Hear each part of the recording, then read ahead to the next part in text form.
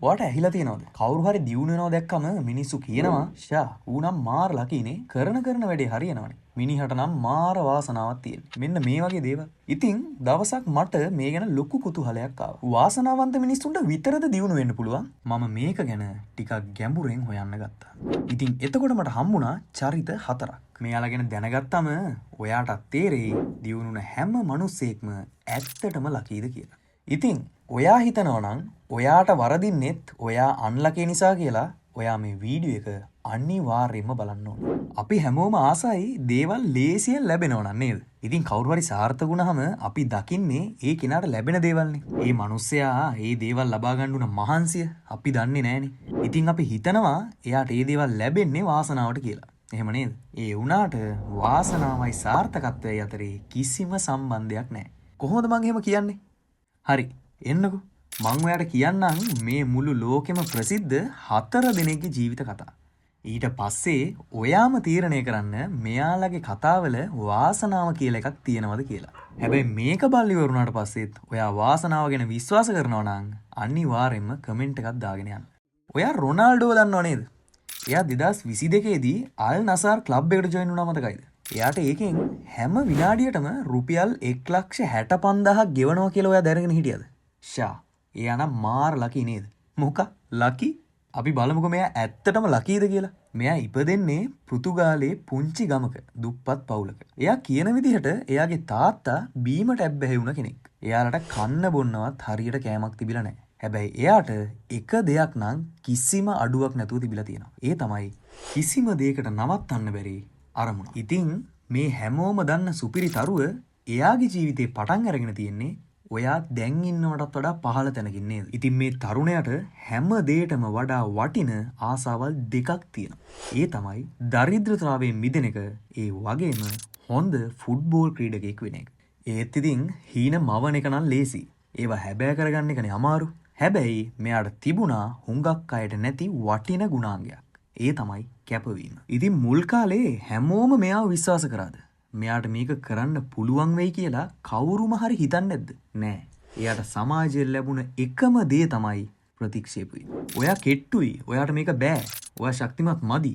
මෙන්න මේ වගේ දේවල් නම් මෙයාට නොසෑහෙන්න අහන්න ලැබුණා. ඒ වගේම මෙයාට ආබාධ තනිකම වගේ දේවල් වලිනුත් කිසිම අඩුවක් උනේ නැහැ. මෙච්චර දේවල් වෙලත් ඇයි මෙයා මේක අතෑරියේ නැත්තේ? එයාට තිබුණානේ. අපි හැමෝම කරනවා වගේ අමාරු දේවල් අතෑරලා ලේසි දේවල් කරන්න. ඒත් එයා කවදාවත් උත්සාහය අතෑරියේ නැහැ. අනික් අය විවේක ගද්දී එයා ප්‍රැක්ටිස් කරා.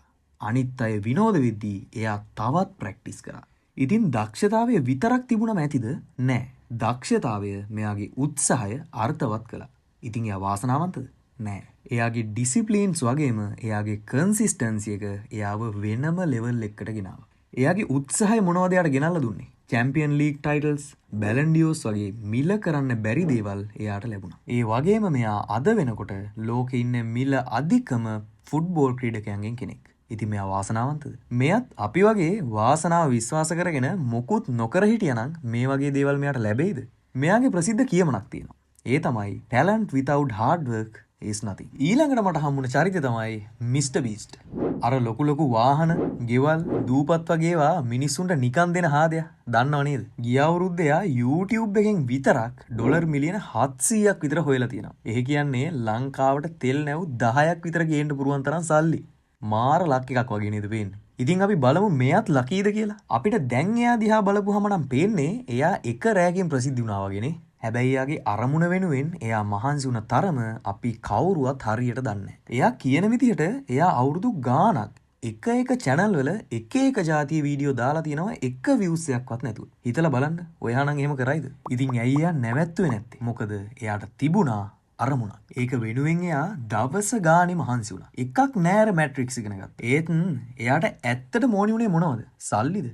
ප්‍රසිද්ධියද? නෑ. එයාට ඕනි උනේ YouTube ඇල්ගොරිදම් එක අනිත් කාටත් වඩා හොඳට ඉගෙන ගන්න. ඉතින් එක පාරින්ම සාර්ථක වුණාද? දාන වීඩියෝ එක වෛරල් වුණාද? නෑ. එයා 100 වතාවකට වැඩිය අසාර්ථක වුණා. ඉතින් එයා සාර්ථකුනේ අහම්බෙන්ද? නෑ. එයා හැම අසාර්ථක වෙන වීඩියෝ එකකින්ම ලොකු දෙයක් ඉගෙන ගත්තා. එයා ඇල්ගොරිදම් එක විද්‍යාව වගේ ඉගෙන ගත්තා. එයාට වැරදුන හැම තැනකින්ම එයා ඉගෙන ගත්තා. ඉතින් එයා අද ඉන්න තැනට ගෙනාවේ එයාගේ වාසනාවද? නෑ. එයා එතෙන්ට ආවේ වැරදීම් වලින් ඉගෙනගෙන අලුත් දේවල් අත්හදා බලලා දිගටම වැඩ කරගෙන ගියපු නිසා. ඉතින් එයා හැම වෙලේම කියන දෙයක් තමයි the best ideas are the ones you scared to try. ඉතින් බය නැතුව උත්සාහ කරන්න. ඊළඟ කෙනා තමයි අපි හැමෝම දන්න අබ්දුල් කලාම්. අපි කිව්වට ඔයා එයා ගැන දන්නවද?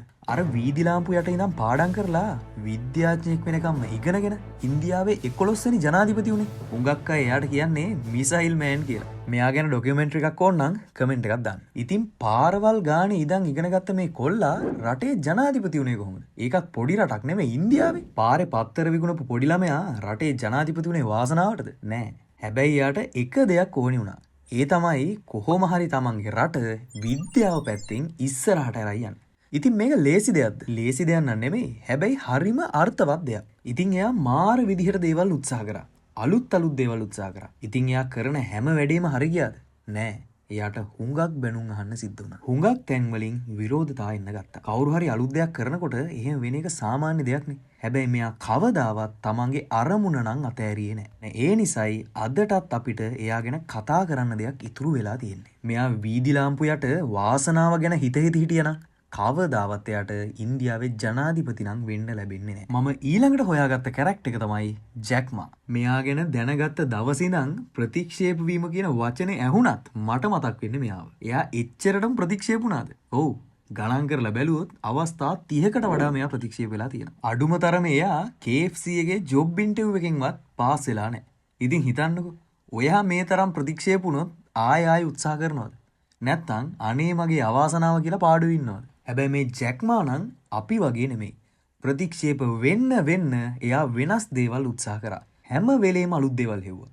එයා වාසනාවවත් අවාසනාවවත් විශ්වාස කරේ නැහැ. අන්තිමට මොනවද එයාට ලැබුණේ? එයාගේ උත්සාහය නිසා එයාටත් වඩා වටින දේවල් අපිට ලැබුණා. මොකද අපි හැමෝම දන්න අලිබබා සමාගම මෙයාගේ අසීමිත උත්සාහයේ ප්‍රතිඵලයක්. ඉතින් එයත් එයාගේ ජීවිතේ වාසනාවට බාර කරා නම් අද අලිබබා කියන ලෝක ප්‍රසිද්ධ වෙළඳ ජාලය මිලියන ගානකගේ ව්‍යාපාර බිහි නොවෙන්න තිබුණා. ඉතින් ඔයා මේ කතාව ඇහුවට පස්සෙත් වාසනාව ගැන විශ්වාස කරනවද? වාසනාව කියන්නේ කිසි දෙයක් කරගන්න බැරි, කරන්න ආසාවක් නැති, හැම දෙයක්ම නිකන් ලැබෙනකන් ඉන්න දුර්වල මිනිසුන්ගේ ආකල්පයක් විතරයි. ඉතින් මහන්සි වෙන්න, වැඩ කරන්න.